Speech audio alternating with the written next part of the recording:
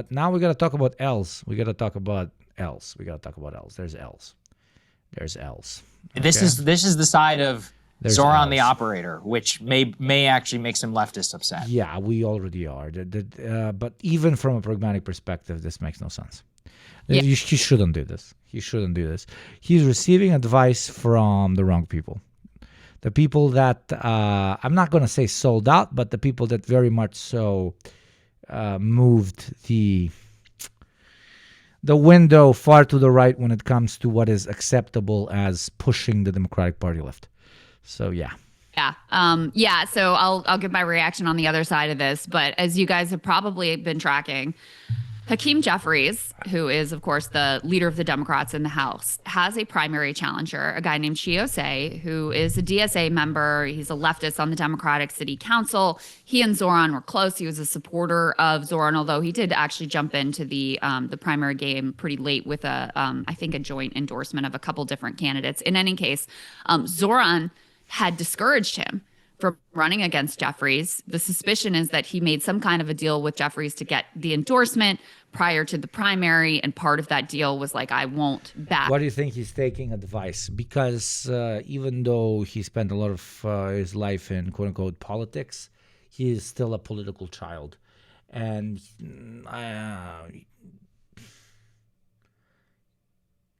he's taking or not taking the only advice on the table. And when your intent, which I still want to believe, if your intention is really, really good, you want to learn something from people that have been in the game for a very long time.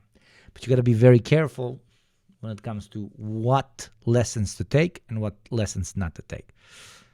And here, low-key, he might be taking the wrong lessons. A primary challenger, but not only did he not back Chiose, but he actually went to the DSA endorsement meeting to speak out against endorsement of him. So he really is like using his political capital to undercut a challenger to Hakeem Jeffries. Hakeem Jeffries has come up through politics as an adversary to the left. He has sucked in his position, just like on the merits. He has not done a good job, etc. So Zoran got asked in this Meet the Press interview, okay, so we know that you're backing Hakeem Jeffries in this primary, but do you... He knows what works. It's what he did in this campaign. Absolutely. But he was very courageous in his analysis of how to run a campaign. But maybe he's not as courageous when it comes to his analysis of how to properly do, top-level politics. And that's when certain other influential figures can squeeze their way in and, tap you on the back and say, this is what you should do, brother. Want to see him as the campaign is a different game than the office itself. Exactly. Speaker of the House. Let's go ahead and take a listen to how Zoran played this. Democrats win the midterms. Do you want to see Leader Jeffries become the Speaker of the House? Yes. Okay. That was a firm, quick answer. Yes. I mean, no equivocating, no word salad, no nothing. And I guess I'll start. I'm not saying names of who gave him this advice, but most of you chatters are correct, is all I can say.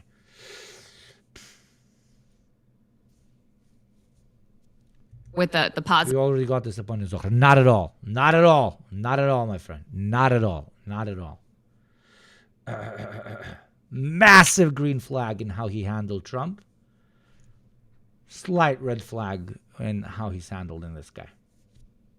Sorry, if you want to hear why it's a green flag with Trump, I'm not going to repeat myself for the 700th time. It's in today's stream. It's in almost all. It's in the previous stream where I covered it. It's pretty simple. Thank you, Necronichar. Communism should make cleaning the dishes a collective task. No. Cleaning the dishes is exclusively a clanker task, okay? The contradictions between organic life forms and non-organic life forms is something that will be addressed after the dissolution of organic life form hierarchies. Only the clankers, baby. I'm curious to get your reaction. You can put B8 up on the screen. Zoran's intervention and that DSA endorsement probably made the difference here, because you had them voting not to recommend endorsing GSA's congressional run. This was the DSA Electoral Working Group. Total of 1,205 DSA members voted. 555 voted to recommend. 626 voted against. So it was a pretty close vote. Very likely, again, that Zoran's intervention made the difference here. And so on the positive side, listen, if you're going to do it, I appreciate him not doing the word salad and just saying, yes, I'm behind him. That's it. Let's move on. I understand why. I understand the logic. I think it is a similar logic as the one that leads him to, go to the White House and strike up a friendly relationship with Trump, which is that he feels that the end of the day, he wants to do whatever he can and be as pragmatic as possible in achieving his agenda. On this decision, though, I don't think that the calculation really works Not at all. It doesn't fucking work out. out, because Jeffries is not the president of the United States. Yes. He does not have. He does like that. He doesn't need to bend the knee. Okay, or he doesn't need to, because he didn't bend the knee to Trump. But let's say he half bend the knee. If we really want to use fucking metaphors. Well, Hakeem Jeffries, he doesn't have to do it. He's secured, he's potentially secured material means from the president. He secured material means by becoming the mayor. And the entirety of the pitch is that he's supposed to genuinely offer a successful alternative to the Democratic Party's establishment on what the Democratic Party's politics could be. But by shaking hands with people that very, very proactively argue against people like Zoran himself being alternatives to what the Democratic Party is currently, is just an L. That's an L. That's an L. Okay, that's an L. That level of power in New York City. He cannot thwart your ambitions to that degree. And I truly believe that whether it's Jeffries or Pelosi or Schumer or any of these Democratic establishment types, first of all, they're going to try to fuck you anyway, because they always do. AOC has tried playing this. And because it's in their interest for you not to be successful, because you're going to offer a true alternative to their mode of policy.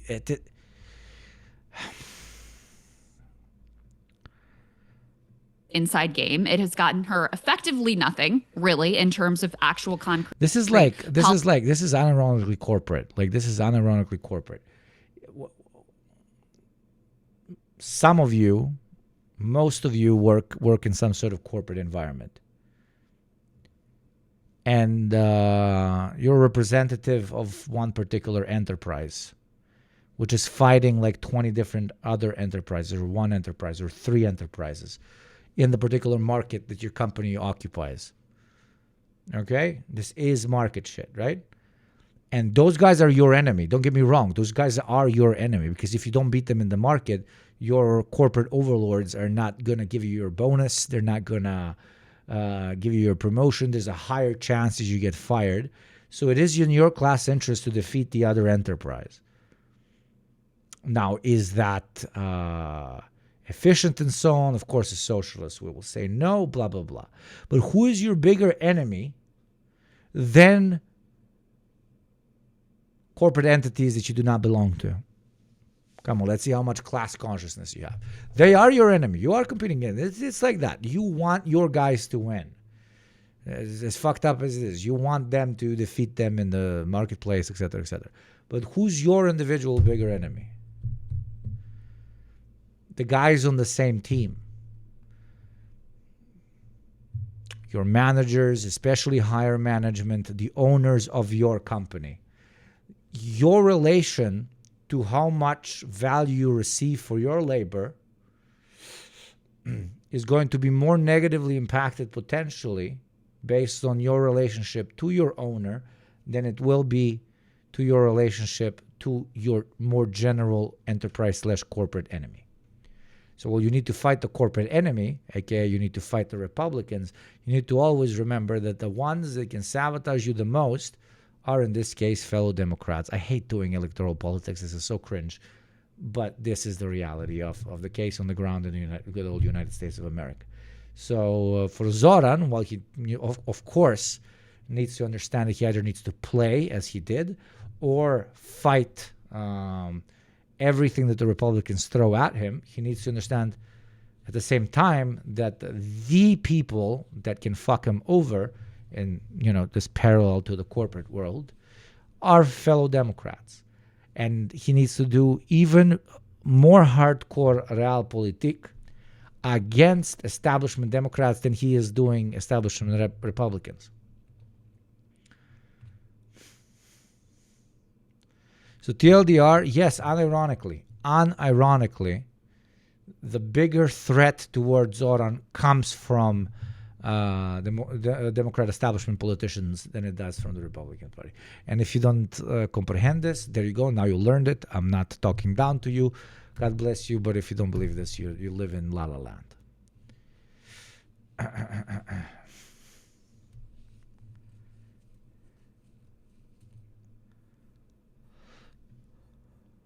Policy deliverables. And the only thing they really respect is when you have power and they have to kowtow to it. That's what's been going on more with Kathy Hochul, where she saw the strength of Zoran's movement and she has had to bend to his policy priorities. So in this instance with, throwing in. Exactly. She's so fucking correct. She's killing it in this one. She's absolutely correct. Behind Jeffries and being unequivocal about it and trying to undercut Chiosei, I think it is, I understand the calculation he's doing. I disagree that this. Oh, Darkwing Cock, you beautiful motherfucking taxpayer from the developing world. Thank you very much. Showing Western taxpayers that do not hold up most of the sky.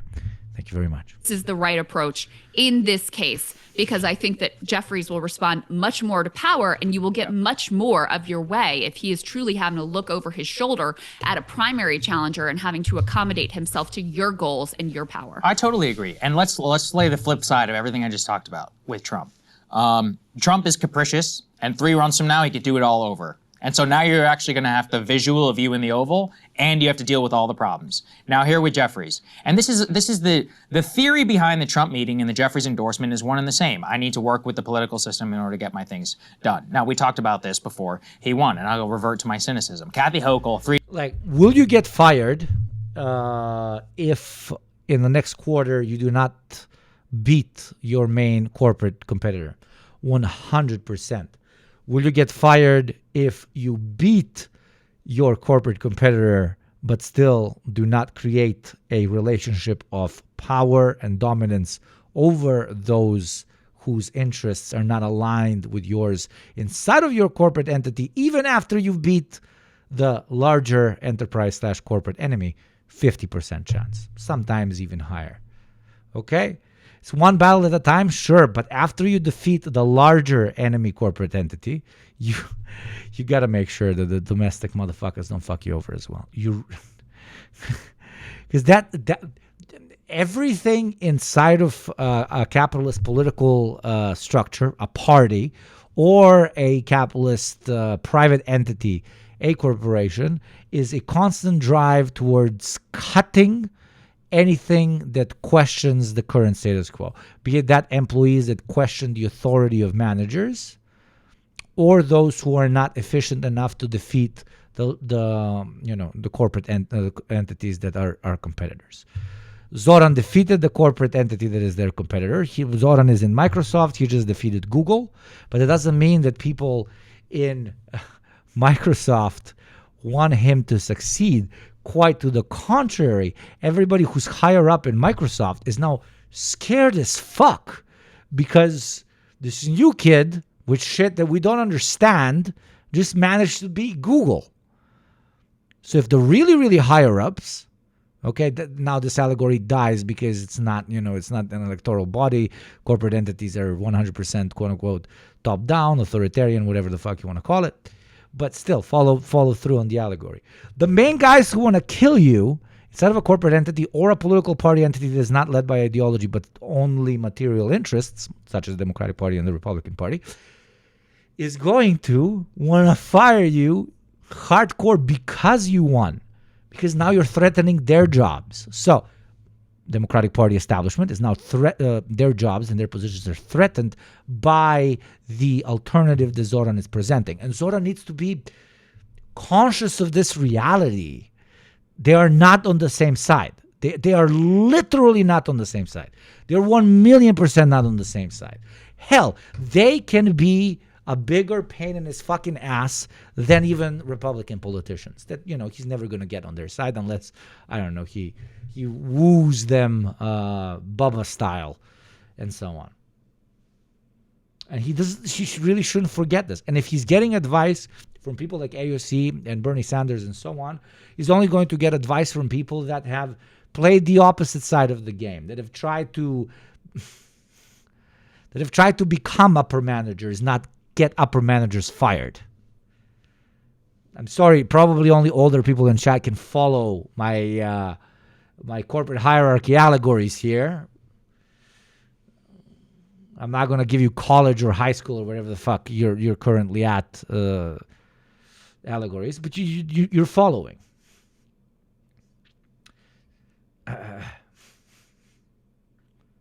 He needs to view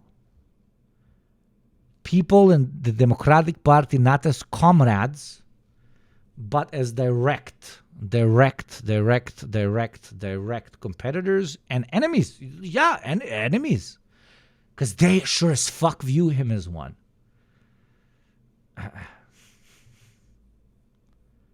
Days after the election, what does she say? Yeah, this whole free bus thing, it ain't happening.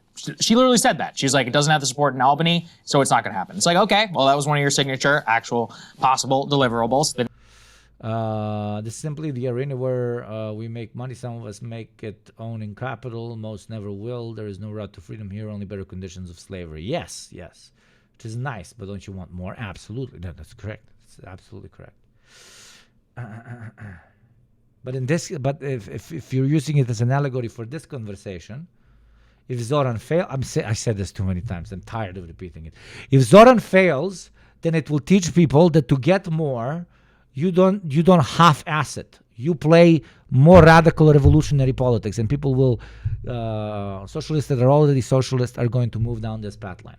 And those who are not even socialists yet, not even leftists yet, not even anarchists yet, not even sotsdems yet, if he wins, if he plays this right, are going to destigmatize left-wing thought, class consciousness, class analysis in their minds, which will then give us a lot more baby leftists to work with.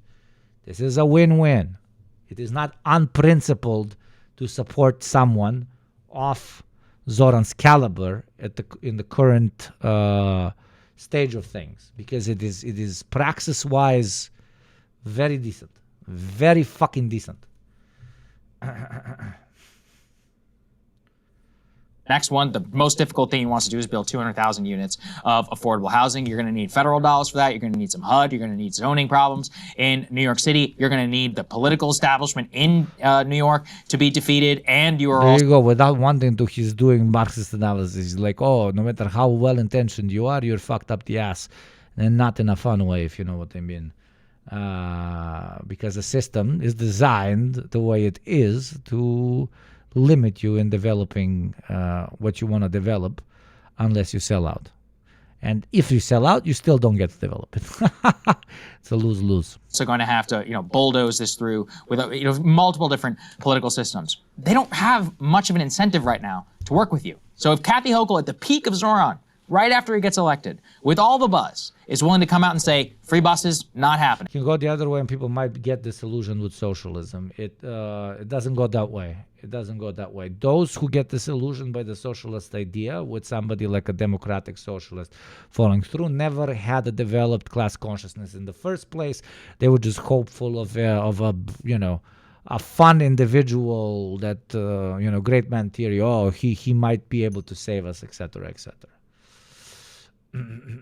Somebody who listened to his policy and I was like, this can save us, and then while still agreeing with his policy sees him failing, will have a gripe with what? With the way he tried to push through the politics. And this is where actual Marxist organization comes into play. That's when we should step in and say, yo, Zoran was G. Zoran was lovely. Zoran was great. We love Zoran. But the reason he got fucking mowed down is because he thought he can negotiate with terrorists. We do not negotiate with terrorists. And then you explain to them why the bourgeoisie are terrorists.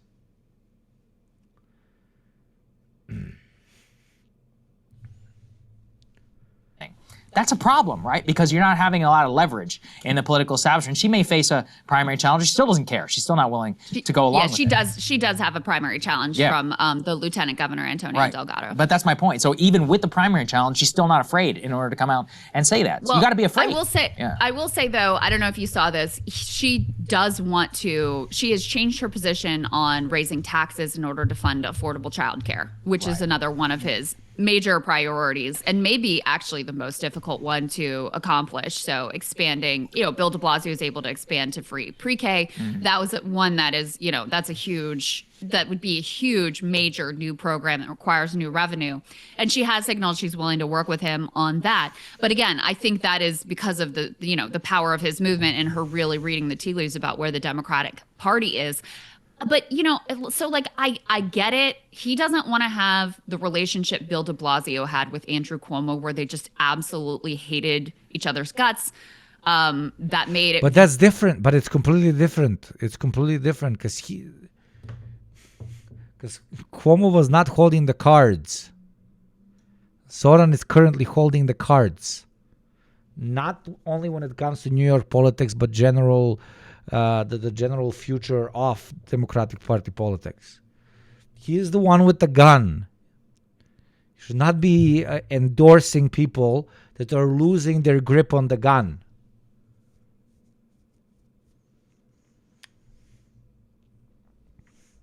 Very difficult for de Blasio to govern. It really ends up, putting a sort of rock around the neck of his mayoralty, even though he is able to accomplish the universal pre-K. So, Kathy Hochul has some genuine power and cards in the state. Obviously, President Trump does as the president of the United States. I don't really understand what you need Hakeem Jeffries for. Yeah, I agree. It may be there are things under this. I think it must be the case that there's some part of his power structure that I'm not seeing above the surface, but I don't really get what you need Hakeem Jeffries for, to be totally honest with you. And even putting that aside, again, I think playing some more hardball and showing some more strength, especially when this guy, he barely passive aggressively endorsed you 2 days before the primary, and now we owe him this big debt. I don't really understand the calculation that is going on here. Like I said, there may be things beneath the surface that I'm just not aware of that changes the calculation somehow. But I think in general, what we've seen from the left is that the approach to power has to be more muscular, showing more of the strength of the movement, showing, hey, you are going to pay yourself in your own district and have to worry about this primary challenge. Well, showing the fact that you have strength now, but blood, what is strength if you do not use it? You have big biceps, very good. But unless it goes through head of a piece of shit, then what the fuck you use biceps for? Fucking masturbation. He has to fucking cut throats and take scalps because he can. And if you say he can't, how does he know if he can unless he tries? It is...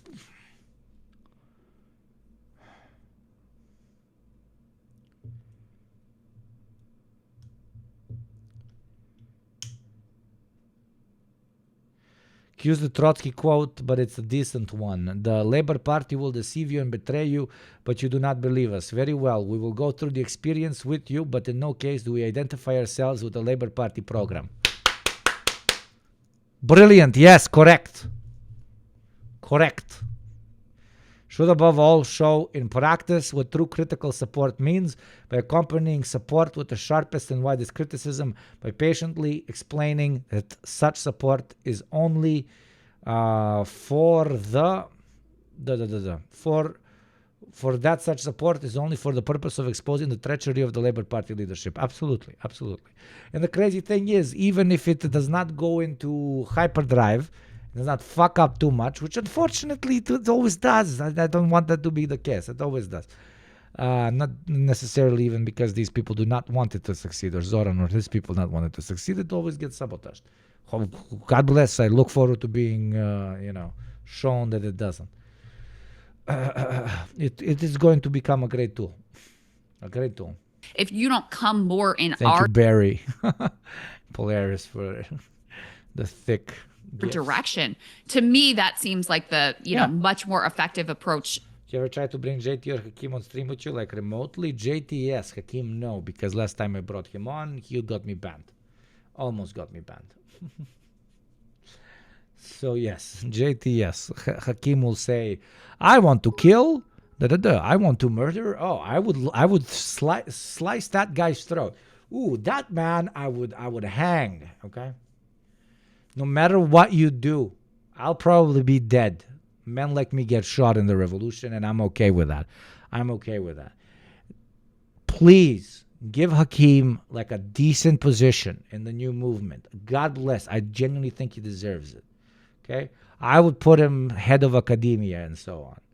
But in no circumstance, under no circumstance, do you give Hakeem any role in the fucking intelligence apparatus of the state. You do not give him any role in the intelligence apparatus of the state. He will make Stalin look like a fucking child. Please never do that. I'm very serious. I'm very serious. That man has no patience and a lot of bullets. He has no patience. Yeah, Barry Hakeem. We would get Barry Hakeem. So please, if I leave you with something on this lovely day, so this is based, and please, no intelligence apparatus is not granted to Hakeem. That shit would be very scary. I would be scared of that. I mean, that's the inside joke on the program. For long-term listeners, they know. Like me and JT always joke, Hakeem will one day shoot us. Like Hakeem will one day probably execute us. And not because we're traitors to the cause, but because it is impractical for the cause for us to continue living. Or many other ways that they used to excuse it back in the day, and that we will in the future. But it is a pain of the blood necessary for evolution that I am willing to, unfortunately, swallow, and my soul to swallow. But that's a conversation for another time. Thank you, Cyberpunkusi. After that serious conversation, thank you, Cyberpunkusi, for the crazy bits. If you prefer bits, give me bits. I love bits. Bits are actually based as shit. And thank you, Source Code, for the one gifty.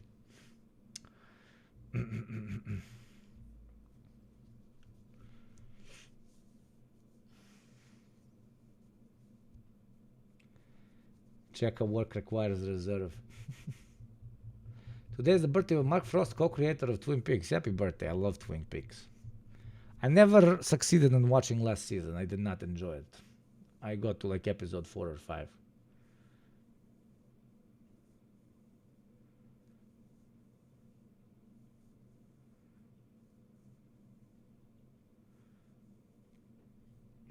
If you do not read theory for 6 hours, you will be shot in back of head. To take. So I don't know. Maybe there are things going on here, dynamics I don't understand, but I don't really understand what it is that you need so badly from Hakeem Jeffries that you're willing to just unequivocally back him, kneecap his primary opponent, etc. I think it's probably a backroom deal with power centers, right? Hakeem, he may not have no political popularity, he's still the freaking Democratic leader. And he's got access to every billionaire in New York City who, if you want to build housing, who owns all the housing? Who owns all the buildings? Like, you know, I really think that's the only possible explanation. I don't see any other one. If we think back to the Oval meeting, that was brokered by one of these like Trump-friendly real estate moguls, right? So you can see how, look, this is the problem, as I've always said, with governing New York. This is a city run by the filthy rich. Like, at the end of the day, you will have to confront that in some ways. You can go against it. You could try. I mean, they're probably going to defeat you. Or you could try to work with them, which in this case he probably is doing. In the case of Hakeem, I'll say what I think is the craziest is the DSA stuff, because it's one thing. Yes, Chatter, I am Albanian. They found me out. To stay out of the race, which I think he should have done. I think the smartest thing would have been stay out, don't endorse, but don't unendorse. But Yeah, you could just say, listen, that's up to the voters. Bingo. Right? Yeah. That's a classic I'm thing. going to People do that all the that time. district. Yeah. I trust the people in New York. They're going to get to It's very sus that this happened. I can't explain it. It's very sus. evaluate Yeah, it do and what make you the want. decision. Right. Bingo. That, okay, Nobody asked fine. you. Nobody asked you to come out affirmatively to endorse him and then go to the DSA meeting and say, don't endorse him. I also, by the way, think this is a critical moment for the DSA because it's basically like the Republican Party in MAGA. It's like, do you work for Zoran or do you, stick to your own guns? Like this is the most counter DSA thing I've ever seen is on not endorsing Hakeem Jeffries' primary opponent. Like, what are we doing here? I don't know. I don't understand it at all on their part. Yeah. Yeah, I mean, it is a real show of strength for Zoran with the organization, for sure. I mean, the things that I've seen are she just joined DSA relatively recently, so they feel like, oh, he's a little bit of an opportunist. He had said that he voted for Bernie in 2016. He wasn't actually registered to vote in 2016. So apparently there are a few things like that make them a little skeptical of him. But I don't know. My view at this point is there's all this like, oh, well, and then the other piece is I think it's a very difficult district to win. Like Hakeem Jeffries, Zoran won that district. He did. But Jeffries is well liked there. And apparently it's going to be difficult to win. So that's the other piece. So what I've heard from their perspective is, number one, I guess she has not been a DSA member for long. So like, okay, is this opportunism? You see the Zoran wave, you're jumping on it. Number two. Yeah, but they could have remained neutral on Hakeem Jeffries. Like if it's like, okay, our guy is definitely not winning. Also, I don't really fuck with the other guy. Okay, that's fine. Just say whoever wins. It's up to the voters, stuff like that. Don't endorse. The endorsement is strange. He said he voted for Bernie in 2016, apparently wasn't registered to vote. Number three, the district, I think, is genuinely a very difficult one to win. Hakeem Jeffries is popular. Yes, Zoran did win it, but apparently Jeffries has a lot of standing in the district. You're going to have to win over some of those like older working class black voters that have been very difficult for leftists to be able to win. Now, Zoran won them actually in the general election, but in the primary, they were largely with Andrew Cuomo. So that's kind of the electoral calculus. I think it's an old way of thinking to do too much of like, oh my God, can we win? Let me crunch the numbers, et cetera. There are so many left insurgent candidates coming out of the woodwork. I think it really, to me, the way to go is to back a whole slew of them. And then some of them are going to lose, and some of them are going to get through, and some of them are going to get through that you would not necessarily expect, because what we have going for us now on the left is that the liberal Democratic base largely agrees with us now in a way that they really didn't previously. They sort of bought into the project. They believe they're the strongest fighters against Trump. They buy in certainly to the policy project, although that's never really been the problem. The Democratic leadership is really defenestrated and deeply unpopular with the liberal base. My view. DSA has practical considerations like limited resource allocation when they suddenly have a lot of very viable races popping up. That being said, I think having a great communicator, which she is, constantly talking shit about Jeffries on the national stage is valuable. Even his long shot is valuable, even if he's personally opportunistic. Maybe. I think that's a good take. I just don't see how the limit on resources is going to expand through a Jeffries endorsement, because I think Jeffries would simply smell that as weakness and play it off as, if you do not endorse me, it's stick. But it's never carrot if you do endorse me. So, yeah. But then again, I did study political science. I've been to the States many times. I do this for a living. But still, I'm not a member of the DSA, nor am I a Yank. So you guys might have more context on this. But what I know about, just going full Machiavelli inside of party structures is that if somebody that's already on the top can afford to pacify only through the stick, they will never bring up the carrot. They would never bring up the carrot. And right now, the only thing that we're showing Jeffries, all of us, is that he doesn't need to bring up the carrot. Gotta hit him a few times before he considers the carrot. Immediately handing it over to him is like, it's just shitty diplomacy. So that either means it's shitty diplomacy or we are missing some factor that we do not have access to because we are who we are. It was just like, get behind as many of these candidates as you possibly can. And even if Chi Osei cannot win in that primary, Hakeem Jeffries having to worry about him, Right. That's going to change the way he operates. That's going to change his political calculus. You can already see it with Richie Torres, who has drawn a primary Exactly what I'm saying, blood. challenger and is having to change some of the way he talks about Israel and he came out right away and said, we can't have these Islamophobic attacks on Zoran. Like, you can see the way he's having to accommodate him and change himself in real time to make sure that he can defeat a potential a primary challenge from his left. So in my view, Every time any reform was given to the United States of America or anywhere arguably on planet Earth is when the alternative was something far more radical than allowing the reforms to happen. If we do not constantly, Zoran does not constantly remind them that there can be something far more radical, be it the rise of fascism in the state or the rise of true class-conscious revolutionary politics in the state, they will not give him anything. They will not give him anything. He needs to be more violent, rhetorically, of course, TOS, don't kill me, towards establishment Democrats than he is even to Republicans. This is, come on, this is like a normal teenager who wants to, make something out of himself in life needs to understand this. I'm pretty sure he understands this. That's why it has to be some backdoor shit, backroom shit that we do not have privy to. Because otherwise, strategically, it makes absolutely no fucking sense. You got the upper hand. Why the fuck are you not standing on the neck? It's absurd. It's absurd.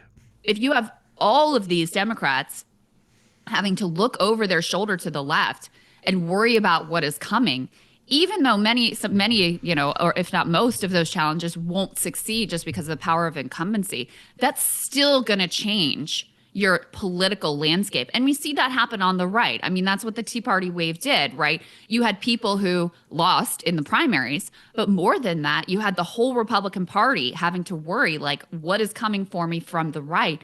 And that changed in the overall approach to politics. So that's my view of the approach here, rather than being like, oh my God, I don't know if he can win. Just get behind as many of these candidates as possible who are strong on your issues. And Chi Osei is strong on DSA's issues and has been. This is brilliant analysis. This is completely correct. She's very smart on this. She's usually very smart. But on this, she's fucking great. You don't even have to be a Marxist or an anarchist to understand the fucking argument.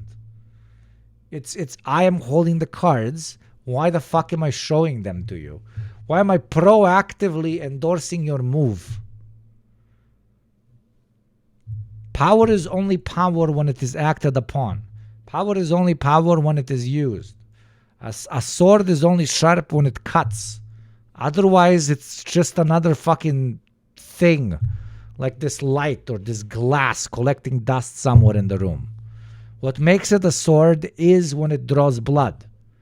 What makes Zoran's current political power, accumulated political capital, strong and useful is if it is used, for fuck's sakes. Grow some balls, brother. Jesus Christ.